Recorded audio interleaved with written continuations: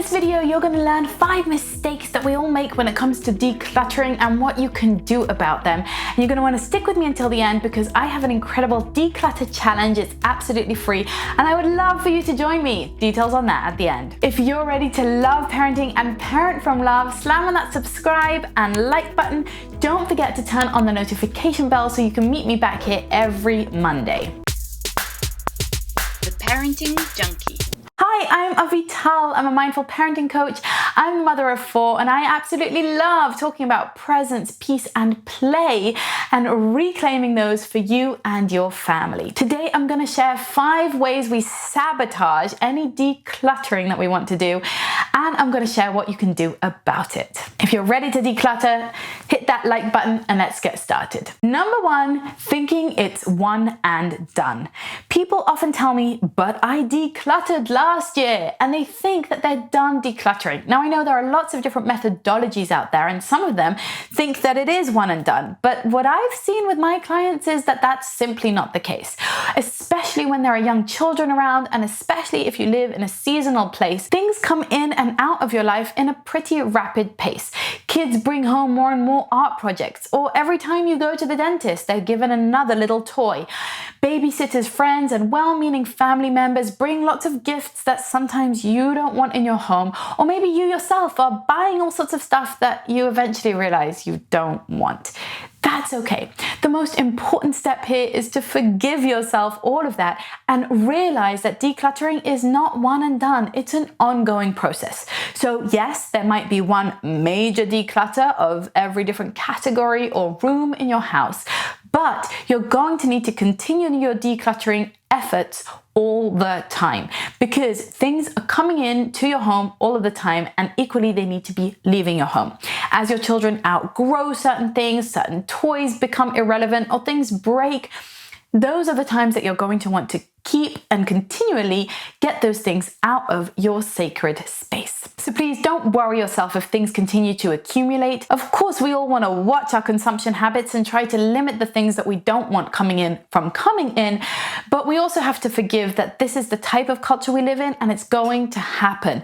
I keep a continual decluttering gangster bag on the go, always there. I'm always working it. Whenever I see things that we no longer need, it's going in there on the regular. For me, that's the only way to make it work, and I've seen that that's true for so many of the parents that I work with. Number 2 is decluttering in front of your kids. Now, this is a complex one, and of course it depends on your lifestyle, on whether your kids are with you 24/7, and on the type of kid you have. Some kids are really okay letting go of stuff, they bless it, and they move on. And some parents manage to teach their kids about decluttering in a way that feels good to both of them. But when you want to do a real declutter, a big overhaul, it's going to be challenging with most kids, at least from my experience. Most kids are going to say, I need to hold on to that. Suddenly, the toys that you've seen that they haven't played with in over a year become their most prized possession. But I love the little plastic teddy bear, right? And then it becomes very difficult because we don't want to take away something that they say they love. But in truth and in essence, they haven't touched that or taken any interest in it for years, and they probably would never again, and they might not even notice that it's gone. Now, if your child is the kind of child that does notice and does care, then of course you need to communicate with them when you're decluttering their belongings. And then I would absolutely say, hey, baby, here's the space that we have for your things, for your treasures or for your toys or for your artwork, for your clothes. And when this becomes full, I'm going to get rid of the stuff that you don't seem to be using. If there's something that you really never want me to get rid of, let me know. Of course I won't. But on the whole, we need to keep our home tidy.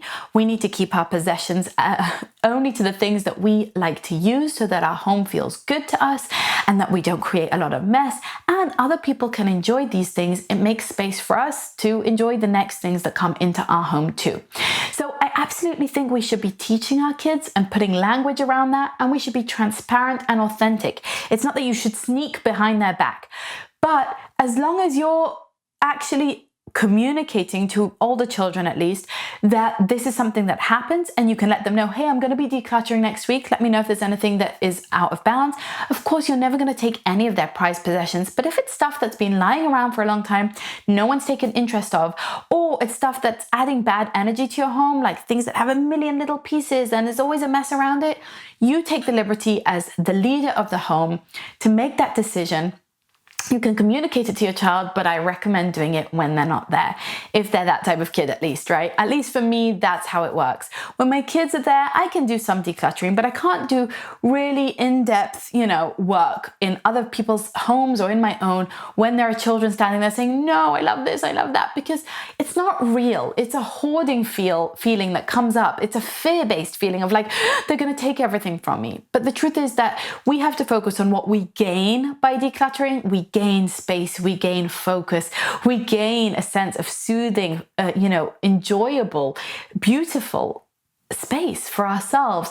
And that's what we want to focus on with our children. So it's not that I'm taking away the stuff that you love, it's that I'm clearing your space so you can focus on the things that you do love. Leading on from that point number 3, not donating the stuff immediately. You've got to get it out ASAP, because if you don't, as I said before, suddenly your children will find it and be like, this is my best thing ever.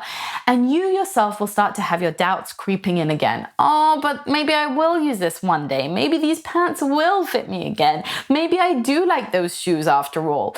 When you leave things around, you start to get doubtful about it. They start to creep right back in, and all of your hard work went for naught, and you never got that satisfying feeling of truly clearing space. Whether you're selling it on eBay, donating it to your local Salvation Army, or whatever it is that you're doing, try and do it in a timely fashion. At the very least, put it in your car, if you have one, to symbolize for yourself that this is no longer part of your home. This is no longer yours. Maybe make that call to the pickup company that comes from the charity to pick up the bags. Try to get it out quicker rather than later, because otherwise it's going to migrate back into your stuff and you'll feel like, I'm never decluttering again. It doesn't work anyway. Number 4 is going down the what if rabbit hole. You know the one. What if I need this one day? What if it fits me one day? What if the person who gave me this finds out that I gave it away? What if I regret this? What if I need to buy it again? What if it could work? What if I could fix it? What if I could patch it up? The what if rabbit hole is every declutterer's worst nightmare, because you're trying to make space in your life and you're trying to be intentional and only have the stuff that you want. But this is just this massive sense of doubt that you're doing it wrong and that you shouldn't do it in the first place, because what if? The key with the what if is to remember that it's a survival mechanism, right? It's that hoarding mentality. We've got to hold on to it because maybe there'll be a famine, maybe there'll be a drought, and we will need these things in some capacity. I think it's better, energetically speaking, to trust that we will have the exact things we need as we need them. I know that many of us didn't have that experience, so we don't know that in our brains. We don't feel that in our body. We don't trust that we'll have what we need, so we hold on to the things that we frankly don't need. You've got to address those stories and those limiting beliefs and learn to let go, because you'll find that the beautiful experience of letting go holds its own gems as well. When you hold on to stuff, it might feel like security and it might feel like safety, but it might also be slavery and enslavement into holding you back in a prior version of yourself, a prior version of your values or body or taste or size or finances that isn't true anymore. You've got to let yourself evolve, and you've got to let yourself send that message to the universe and to those around you that you're ready for the next level, ready for the next iteration. Now, this isn't a ploy for consumerism. I'm not saying you should keep buying more. I'm saying don't hold on to the things that aren't you anymore. Allow those things out, allow them to serve someone else, and allow something else to come in its place. You can trust that you will have the things that you need, because you are a creative, capable individual, and hopefully you can create that sense of safety within you. And if there is that odd thing that you regret letting go of, something that you did declutter that you probably shouldn't have, remember that you gained something by that as well. First of all, you learned an important lesson. You took things a little bit too far and you learned where your edge is and what is important to you.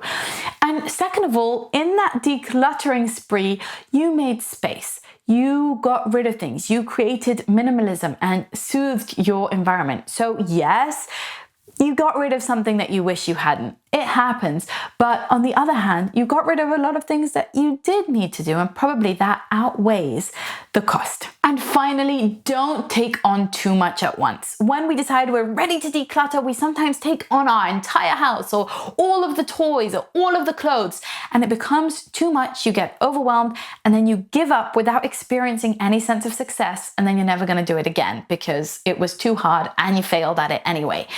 So if you want my step-by-step declutter guide, I've created a PDF for you, and in fact a challenge where I'm going to hold your hand and we as a community are going to declutter together. I'm so excited. It's a free challenge and I want you to sign up. If you check out the description box below, you'll find the link.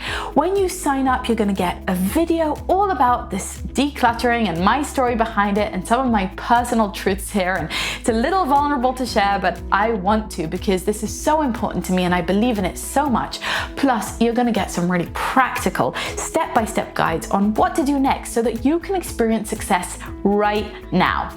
Now, if you're watching this sometime in the future, this challenge might be over. And I'm sorry, but you can still follow the link in the description box below to be notified next time we're running the challenge.